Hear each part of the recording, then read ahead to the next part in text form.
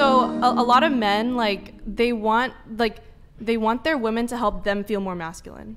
Like my dad, he likes dating girls that like he can take care of because he feels more like, you know, like they like feeling like men. That makes sense. They like feeling masculine. And I think that plays into the fact that, you know, men and women have different roles in life. And I think that in a perfect relationship, a man brings out a woman's femininity and a woman brings out a man's masculinity.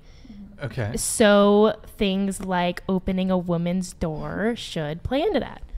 Okay, but okay, so you kind of made a grimace when I said most men don't really care about a woman's ambition or her success.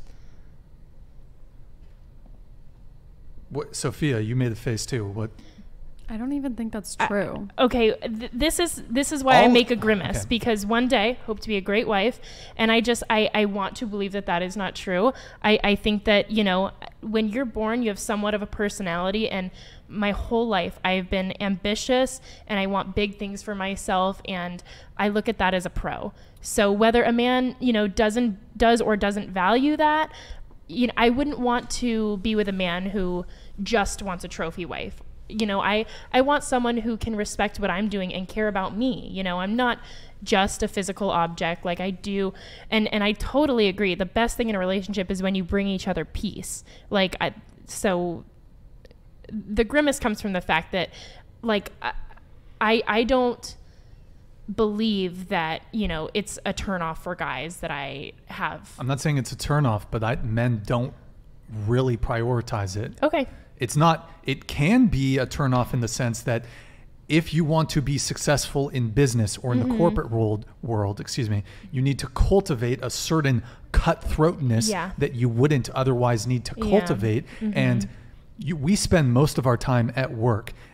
When you start becoming cutthroat in the corporate world, in business, that's going to seep into your broader personality. Yeah, I totally understand. I grew up with corporate parents, and my dad's an attorney. So I haven't had to be in the work world to get those things. You mentioned attorneys. Attorneys are typically have to be very disagreeable. Yes. So for example, a female attorney, she's going to have to cultivate her ability to be disagreeable because there's negotiations. There's you need to know you like very much by the rules and by the book.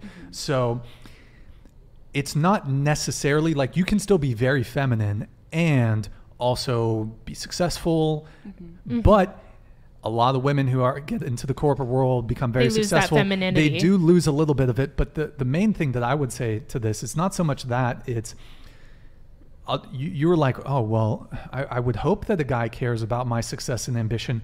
All of you at this table said that you want the guy to pay for the first date. Yep. I assume you also want that guy to continue providing throughout the relationship.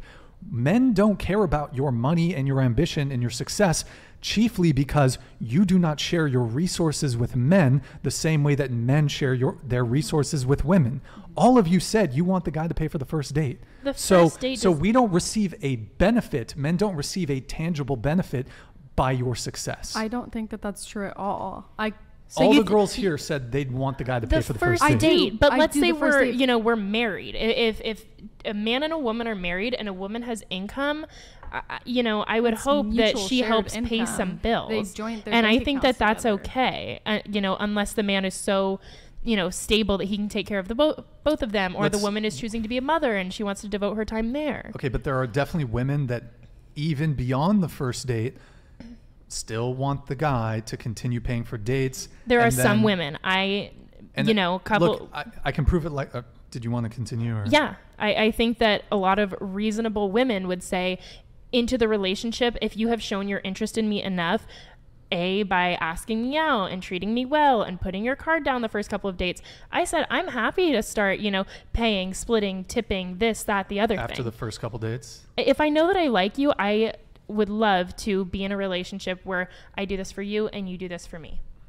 Okay, so I think what a lot of men have a problem with, like the boss babe thing, and why the boss babe thing isn't appealing, is because we kind of have this expectation that he should be okay with being second to a career, where like your boss that you work for will replace you tomorrow, and your man will not. I think that's what men have a very big problem with when it comes to, well, I want this high status profession. He's like, Okay, well, how much am I going to matter? Because there's also been, and this would be anecdotal, right? But there's been conversations where men have asked their women to quit their jobs because it's dysfunctional with the family. There's something going wrong, and the woman says like, no, absolutely, I will not quit my job. So you're literally choosing, you know, your boss who would replace you over him, and that's not okay. And I don't think your job should come first as a man either.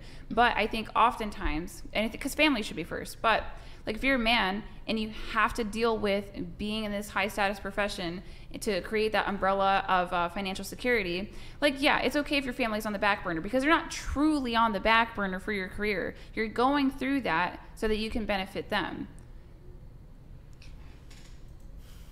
Like, what man wants to be second to a career? Like, these companies don't care about us. Like, I don't think he's like be second to a really circumstantial kind of thing, and yeah. it's not that circumstantial. Like, I'm not second in my job. Like, I can't. No one's gonna. I mean, of course, everyone's somewhat replaceable, but it's like I feel like you're just kind of spewing like these words, but they don't really have any meaning. So